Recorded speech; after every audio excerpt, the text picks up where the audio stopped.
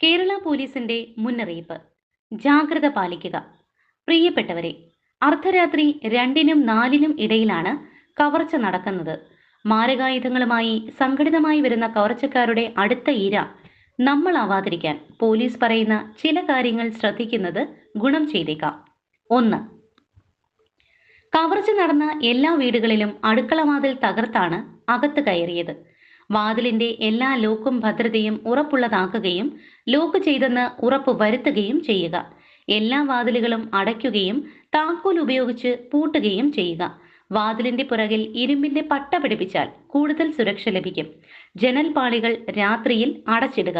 അപരിചിതർ ബെല്ലടിച്ചാൽ വാതിൽ തുറക്കാതെ തന്നെ ജനൽ വഴി കാര്യമന്വേഷിക്കുക. 2.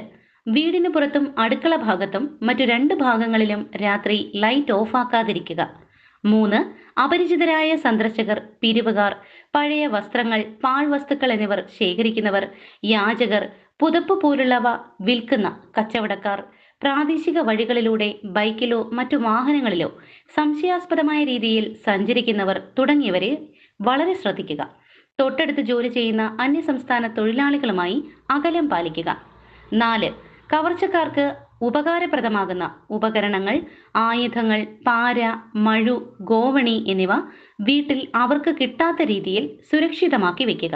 രാത്രി പുറത്ത് ടാപ്പിൽ നിന്ന് വെള്ളം പോകുന്ന ശബ്ദം കേട്ടാൽ പുറത്ത് ഇറങ്ങരുത്.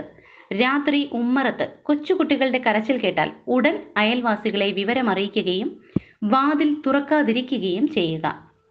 5. കൂടുതൽ ആഭരണങ്ങൾ അണിയാതിരിക്കുക. പണം, ആഭരണം തുടങ്ങിയവ അലമാര, മേശ പോലുള്ളവയിൽ സൂക്ഷിക്കാതിരിക്കുക. കൂടുതൽ വിലപിടിപ്പുള്ളവ ബാങ്ക് ലോക്കറിൽ തന്നെ സൂക്ഷിക്കുക. നമ്മുടെ കുഞ്ഞുങ്ങൾക്ക് സ്വർണം, ഗ്യാരണ്ടി ആഭരണങ്ങൾ എന്നിവ അണിയിക്കാതിരിക്കുക. 6. കവർച്ച നടന്നാൽ ഉടൻ മറ്റുള്ളവരെ അറിയിക്കുകയും സംഘടിതമായി വാഹനത്തിൽ ഒരേ സമയം 4 ഭാഗവും അന്വേഷണം നടത്തുക. 7.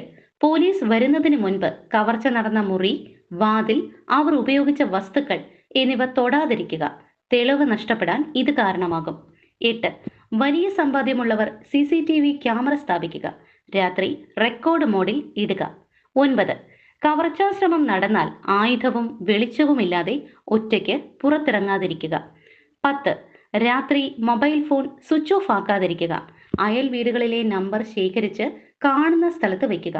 പോലീസ് സ്റ്റേഷൻ നമ്പർ എല്ലാ വീട്ടിലും സൂക്ഷിക്കുക.